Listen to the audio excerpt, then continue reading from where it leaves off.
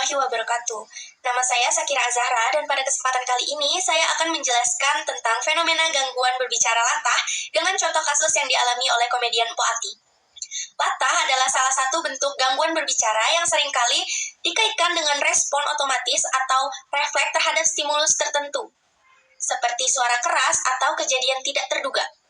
Dalam kasus Mpok Ati, kita dapat melihat bagaimana fenomena latah ini menjadi bagian dari dirinya, tidak hanya dalam kehidupan pribadi atau kehidupan sehari-hari, tetapi juga diperlihatkan kepada hadapan publik, terutama dalam acara-acara komedi. Latah merupakan gangguan berbicara psikogenik yang biasanya terjadi pada individu yang berada pada kondisi tertentu, seperti dalam situasi kaget atau terkejut.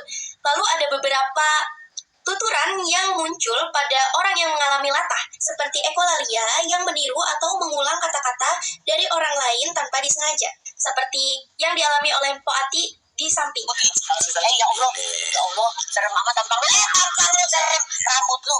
Lalu selanjutnya ada koprolalia yang mengarah pada pengucapan kata-kata kotor atau tidak pantas, seperti di samping. Itu ada yang megangin ininya aja tuh bunyinya. Udah gitu pegangannya lepek lagi. Nah, pada Mpok Ati, kita dapat melihat contoh nyata dari fenomena ini, terutama dalam acara-acara yang melibatkan unsur kejutan atau komedi di dalamnya.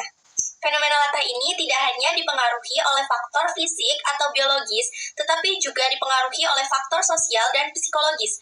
Mpok Ati sebagai komedian yang sering berada di hadapan publik dan sering dikelilingi oleh situasi-situasi yang tidak terduga atau mengandung kejutan, sehingga interaksi ini dapat memperburuk atau memperkuat gejala latah yang dimilikinya.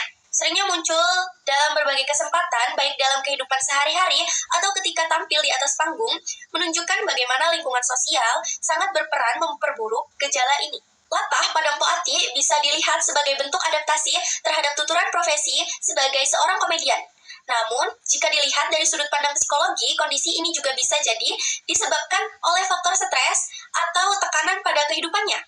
Proses yang terjadi berulang dalam kehidupan sosial dapat memperkuat kebiasaan ini, meskipun pada dasarnya latah adalah fenomena yang tidak sepenuhnya disadari oleh penderitanya, namun dapat diperburuk oleh kondisi-kondisi tertentu yang mempengaruhi lingkungan sekitarnya.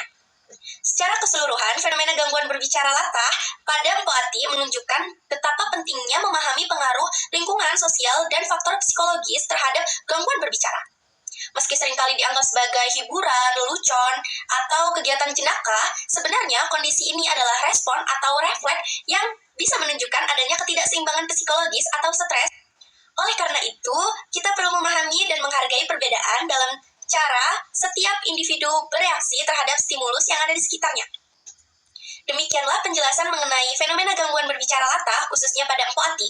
Semoga dapat memberikan pemahaman yang mendalam tentang topik ini. Saya akhiri. Wassalamualaikum warahmatullahi wabarakatuh.